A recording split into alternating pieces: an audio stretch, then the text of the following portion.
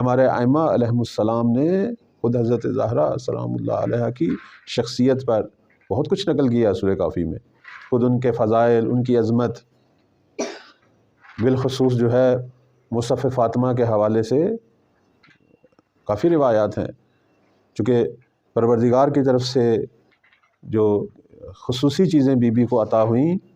جیسے تسبیح حضرت زہرا جسے کہ ہم سب سمجھتے ہیں، اس کے علاوہ وہ حدیث لوح جس میں قیامت تک بی بی کی نسل مبارک سے آنے والے اوصیاء اور ان کے زمانے کے ظالموں کا ذکر، اور پھر بالخصوص مہدی فاطمہ کا ذکر اس کے اندر، یہ حدیث لوح یہ خاص ہدیہ تھا جو حضرت جبرائیل کے ذریعے ایک لوح جو ہے جس کو جناب جابر نے روایت کیا۔ بہت ساری چیزیں ہیں۔ مصحف فاطمہ جو پیغمبر کی رحلت کے بعد حضرت جبرائیل کی جو بی بی کی بارگاہ میں گفتگو، جسے امیر المومنین نے اپنے ہاتھ سے لکھا، آواز سنتے تھے لیکن جبرائیل کو دیکھتے نہیں تھے، اور مصحف فاطمہ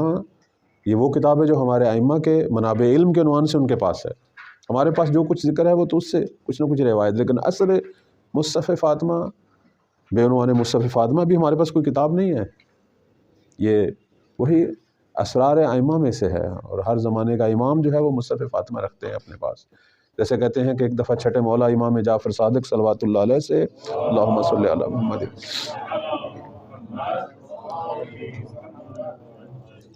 ایک دفعہ کسی نے کوئی مسئلہ پوچھا، کوئی موضوع تھا، تو امام نے جواب دیا، بالآخر وہ ایک غیب کی خبر تھی جو مولا نے بیان فرمائی، تو اس نے کہا کہ یہ آپ نے کہاں سے لی؟ اب اسی اصول کافی میں وہ روایت ہے، فرماتے ہیں کہ ہے یا مثبت فی مصحف فاطمہ، یہ اس میں لکھی گئی ہے مصحف فاطمہ میں۔ جب ہم ائمہ کے منابع علم کے حوالے سے گفتگو کرتے ہیں کہ ہمارے امام کے پاس منابع علم کیا تھے، کیونکہ بالآخر وحی کا سلسلہ تو انقطاع ہے، تو امام کہاں سے علوم لیتے تھے؟ اس میں ایک چیز جو ہے وہ مصحف فاطمہ ہے، جیسے کتاب الجامع ہے، جس طرح امام اپنے والد کے شاگرد ہیں، کچھ علوم ان سے لیتے تھے، کچھ چیزیں مکتوب شکل میں ائمہ کے پاس ہوتی تھی۔ اس لیے آپ دیکھیں کہ روایات میں بس اوقات ان کے شاگرد جب پوچھتے تھے کہ یہ چیز تو قرآن میں بھی نہیں ہے اور احادیث پیغمبر میں بھی نہیں ہے، آپ نے کہاں سے بیان کی؟ مثلا اشارہ کرتے تھے پھر کہ میں نے اسے کتاب الجامع میں یا کتاب علی سے میں جو ہے نقل کر رہا ہوں، تو اس کا مطلب ہے کہ یہ چیزیں بے عنوان منبع جو ہے ہمارے ائمہ کے پاس تھیں، انہی میں سے ایک مصحف فاطمہ ہے۔ مصحف فاطمہ کے اندر کوئی گفتگو جو ہے وہ شریعت کی نہیں ہے، فقہی مسائل کی نہیں ہے، اعتقادات کی نہیں ہے، چونکہ یہ وہ چیزیں ہیں جو دین سے متعلق ہیں، اور اللہ نے دین کامل کر دیا تھا ہمارے پیغمبر پر۔ تو کیا ہے مصحف فاطمہ میں؟ غیب کی خبریں ہیں، آنے والے ادوار کی خبریں ہیں، اور یہ خبریں جو ہیں یہ ساری ائمہ جو ہیں اس سے نقل کرتے تھے مصحف فاطمہ۔ بی بی زہرا سلام اللہ علیہا خود دنیا تشیع میں بھی ابھی ناشناختہ ہیں،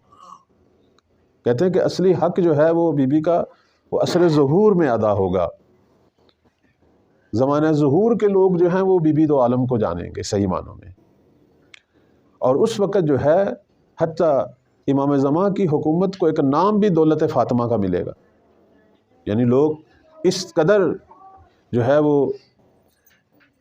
حضرت زہرا سلام اللہ علیہا کے فرامین اور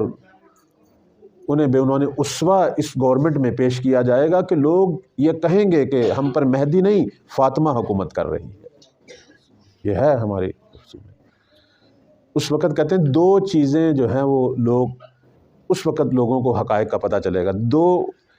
چیزوں کا، ایک خود قرآن مجید کا، قرآن مجید ابھی ہمارے درمیان ہے لیکن کتاب زندگی قرار نہیں پائی، معمولاً اموات ان چیزوں کے لیے تو ہم پڑھتے ہیں، لیکن ابھی قرآن ہماری وجود میں رچا بسا نہیں ہے، ابھی ہماری زندگی کے اساس جو ہے وہ قرآن نہیں ہے۔ ایک خود قرآن مجید کے حوالے سے روایات میں ہم دیکھتے ہیں کہ عصر ظہور میں قرآن جو ہے وہ لوگوں کی زندگی کا متن قرار پائے گا، کہ لوگ ایک تیسرا نام جو امام مہدی کی حکومت کو دیں گے وہ دولت قرآن بھی ہے۔ اس لیے ہم دیکھتے ہیں کہ نہج البلاغہ میں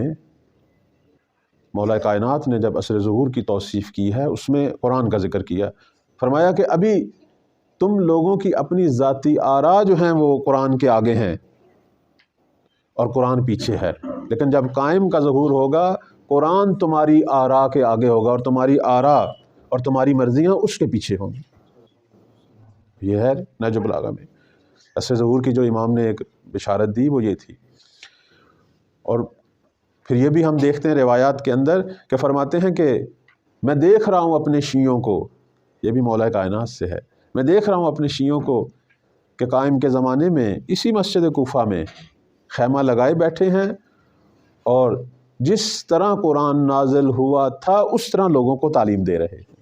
اور دوسری چیز جو ہے، ایک اور اس حوالے سے، قرآن کے حوالے سے ایک اور روایت، چونکہ اب ذکر شروع ہو ہی گیا قرآن کا،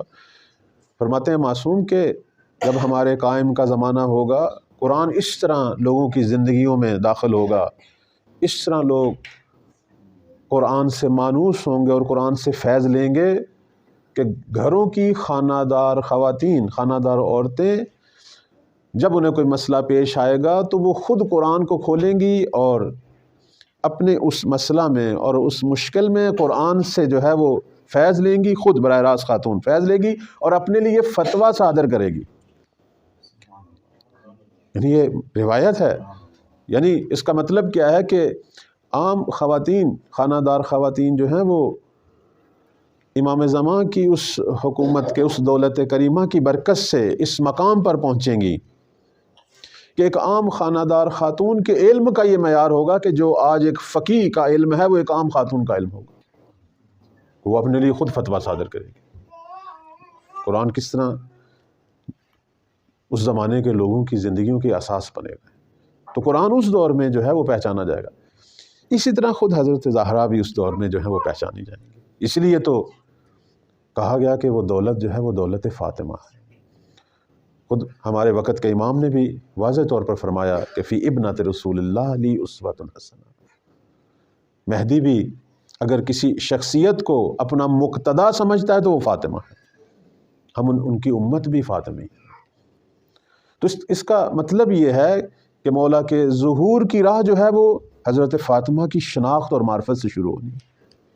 کیونکہ یہ واضح کر رہی ہے۔ یعنی اور ہم دیکھ رہے ہیں واقعاً ایسا ہی ہے، بی بی جو اس راہ ولایت کی سب سے پہلی شہیدہ، پہلی ناصرہ اپنے زمانے کے امام کی، واقعاً ہمارے لیے بھی وہی اسوہ ہیں۔ یعنی کس طرح اپنے زمانے کے امام کے لیے فدا کاری کرنی ہے، کس طرح سب کچھ دینا ہے، تو وہ ہم نے بی بی فاطمہ سے ہی درس لینا ہے۔